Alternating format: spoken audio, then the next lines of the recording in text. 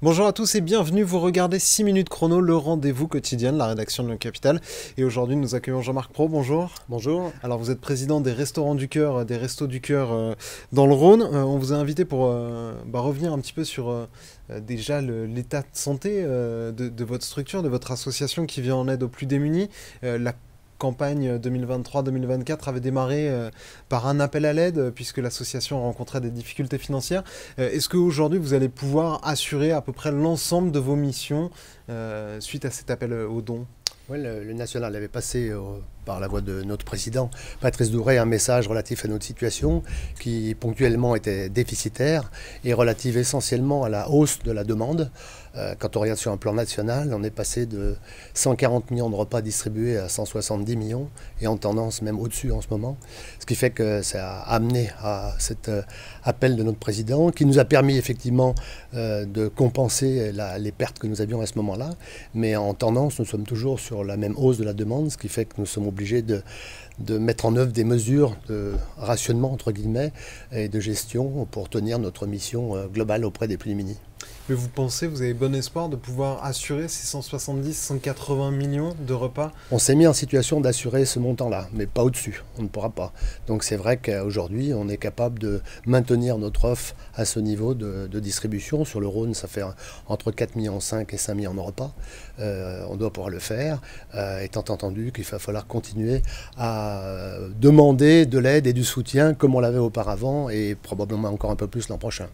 Et localement, la demande, elle augmente aussi? On est dans les mêmes proportions. C'est un phénomène national, pas d'exception, avec des hausses à deux chiffres. Sur 2 ans, je calculais, nous avons progressé, j'aime pas trop ce mot dans ce cas-là, de 47%. Ça veut dire que tout est à l'avenant en termes de besoins, de ressources, de locaux, de bénévoles. Ça nécessite effectivement une gestion de plus en plus complexe. Ce qui est paradoxal, c'est qu'aujourd'hui on a un taux de chômage plutôt plus bas qu'avant, ce qui veut dire que le profil des bénéficiaires, c'est aussi des gens maintenant qui travaillent de plus en plus. Vous avez de plus en plus de salariés précaires? Nous avons une partie des personnes que nous accueillons qui sont des salariés précaires, plus des étudiants, plus des retraités. Il y a toute une typologie de gens très variés. On a beaucoup de familles monoparentales aussi, donc beaucoup d'enfants. Et c'est vrai que pas toujours soumis directement à cette notion d'emploi.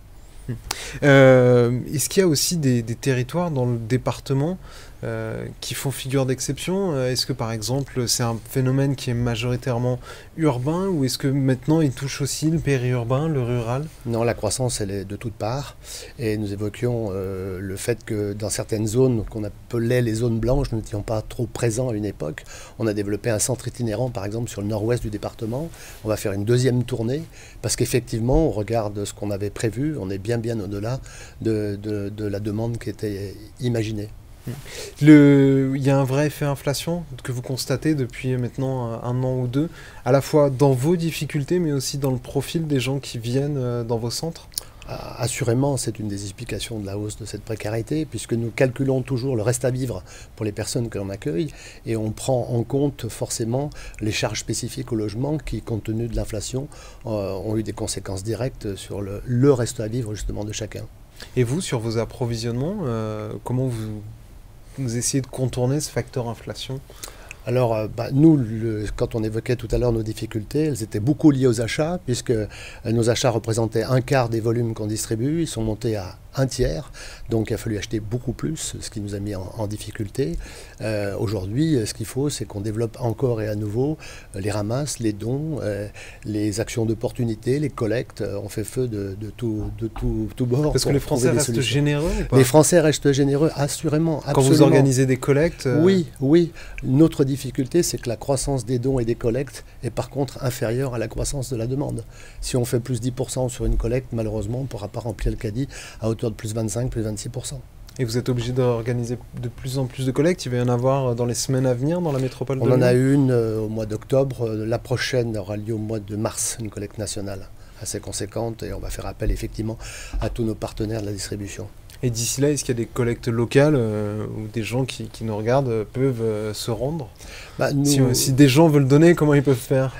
Ils peuvent se rendre sur notre site, ils auront beaucoup d'informations sur les modalités de participation, même ne serait-ce que participer en tant que bénévole. C'est aussi une forme de don pour nous, ça vient également nous aider.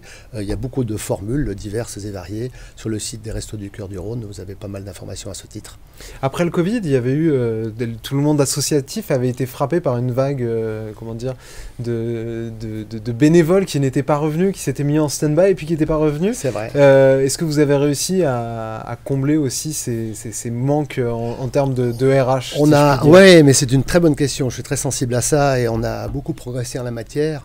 On a subi effectivement, on a remplacé les retraités par à nouveau de nouveaux retraités, mais on a surtout beaucoup élargi nos modes de recrutement et on a aujourd'hui différents statuts, que ce soit des étudiants, des stagiaires, des personnes actives, des gens qui sont en mécénat de compétences, en service civique. On a beaucoup élargi le recrutement pour faire en sorte de tenir justement le niveau souhaité.